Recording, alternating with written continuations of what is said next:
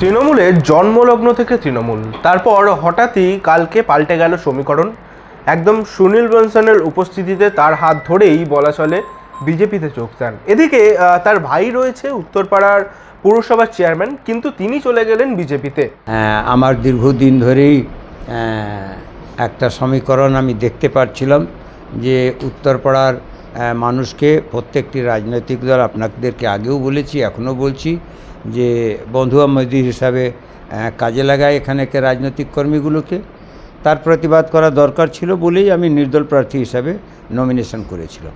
কিন্তু উত্তরপাড়ার যে মতদাতা আছে, বহু আমার শুভচিন্তক আছে, তারা ফেসবুক মাধ্যমে, হোয়াটসঅ্যাপের মাধ্যমে আমাকে বলেন যে আপনি দাঁড়ালে একটা বিশেষ রাজনৈতিক দলের সুবিধা হয়ে যেতে পারে, তাহলে আপনি মনোনয়নটা যদি আপনি তুলে নেন তাহলে আমরা পরিবর্তনের হওয়ার সঙ্গে কিন্তু আমরা যাব। আমার মনে হলো যে সারা পশ্চিমবাংলার মানুষ যখন পরিবর্তন চাইছে, আমি এই পরিবর্তনের বাইরে থাকব, এটা ঠিক হবে না। তাই আমি সরাসরি উইথড্র করে ভারতীয় জনতা পার্টির জয়েনটা করলাম। আপনি যখন নির্দল হয়ে দাঁড়িয়েছিলেন তখন বলেছিলেন লড়াই কারোর সঙ্গে না, লড়াই হচ্ছে আপনার সঙ্গে, সাধারণ মানুষের, যারা এতদিন স্থানীয় বিধায়ককে পায়নি। এইবার তো আপনি বিজেপিতে যোগ দিলেন, তাহলে এইবার লড়াইটা কার সঙ্গে? না, নিশ্চিতভাবে লড়াই তো পলিটিক্যাল পার্টিজ লিডার যারা থাকে তারা, আর যারা এর আগেও বিধায়ক, স্থানীয় বিধায়ক কেউ পায়নি, এবারেও হয়তো পাবে না। কিন্তু আমার প্রোটেস্টটা করা, আমাকে এই প্রতিরোধ করা, এই বিরোধিতা করাটা আমাকে মানুষকে শিখিয়ে দেওয়া দরকার ছিল। তার জন্যে আমি কিন্তু নির্দল প্রার্থী হিসাবে মনোনয়ন করেছিলাম।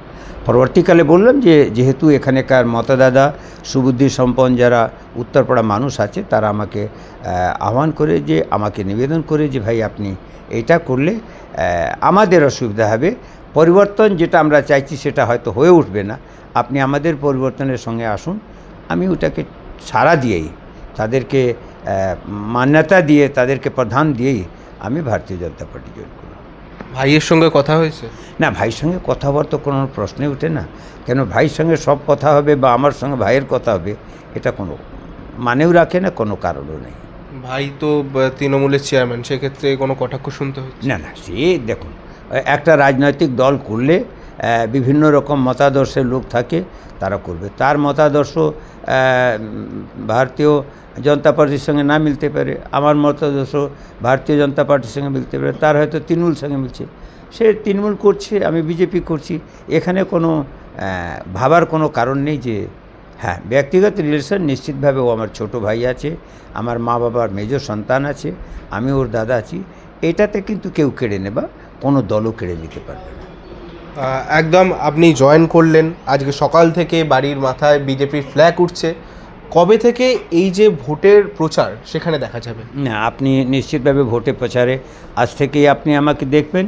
রইল ব্যাপার যে আমি আমার স্ট্যান্ডটা ক্লিয়ার করে নিতে চাই। আমি তো ওই ছুপকে পানি খাওয়ার লোক না, যে ওই নদীর মধ্যে ডুবকি মারলাম, জল খেলাম, বেরিয়ে এলাম, আমি ওইটা না। আমি যেটা করি একদম বুক ফুলিয়ে সামনাসামনি করি। তাই আমি যখন বিজেপি জয়েন করেছি, বিজেপির নিশ্চিতভাবে ঝান্ডা ডান্ডা আমার সঙ্গে থাকতে হবে। কিন্তু কোন ঝান্ডাটা কোন সময় কাজে লাগবে, কোন ডান্ডাটা কোন সময় কাজে লেগে যাবে, এটা সবসময় প্রস্তুতি রাখতে হবে। আপনি একমাত্র যে দেখা গেছিল যে তৃণমূলে থাকা অবস্থায় কল্যাণ বন্দ্যোপাধ্যায় বিরোধিতা করেছিলেন, একদম আঙুল তুলে তাকে প্রশ্ন করেছিলেন, তারপর থেকেই আপনার তৃণমূলের দূরত্ব বেড়েছিল। এইবারে তো আপনার অপোনেন্টে সেই কল্যাণ বন্দ্যোপাধ্যায়ের ছেলে, তাহলে লড়াইটা কেমন হবে?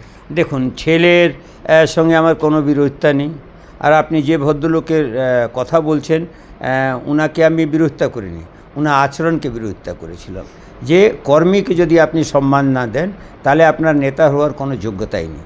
আমি জানি এমনি অযোগ্য মানুষ উনি, লোকেদের ভোটে হোক বা লুটে হোক, উনি চারবার সাংসদ হয়েছেন, সেটা একটা আলাদা বিষয়। কিন্তু মানুষ হিসাবে উনি নিশ্চিতভাবে ভালো মানুষ নয়, তো সবাই জানে। তা এইবারে তো নির্বাচন, এতদিন যে আচ্ছালাল যাদবকে দেখে এসেছে কানাইপুর, মাঝখানে 5টা বছর দেখা গেল কোথাও ব্যাকফুটে, আবারও কি সেই দাউদ ইব্রাহিম, আচ্ছালাল যাদব ফিরে আসবে?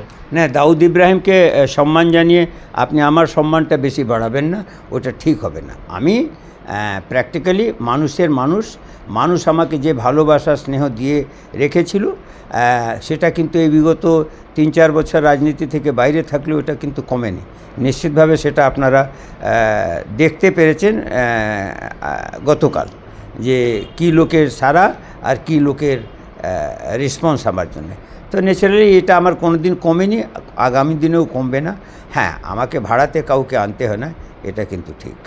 অর্থাৎ গতকাল এই আছালাফ যাদব বিজেপিতে জয়েন করেছেন। একদিকে তার ভাই রয়েছে তৃণমূলের চেয়ারম্যান, অন্যদিকে তিনি বিজেপিতে জয়েন করলেন। যদিও তার মতাদর্শ আলাদা হতেই পারে, কিন্তু রাজনৈতিক ময়দানে লড়াই কিন্তু ভিন্ন। এবং যেমনটা তিনি বলছেন যে লড়াইয়ের ময়দানে তাকে আজ থেকেই দেখা যাবে, এবং তার প্রধান প্রতিপক্ষ এখন তৃণমূলের বিরোধিতা করেই লড়াই করবেন। এবং আগামী দিনে যাতে উত্তরপাড়াবাসী স্থানীয় বিধায়ককে পান, সেদিকেই এগোচ্ছেন তিনি। উত্তরপাড়া থেকে প্রীতম সাধুকে আরো ভালো ভালো খবর দেখতে সাবস্ক্রাইব করুন বাংলা হান্টের ইউটিউব চ্যানেল। বাংলা হান্টের আরো খবর দেখতে নজর রাখুন। বাংলা খবর মানেই বাংলা হান্ট।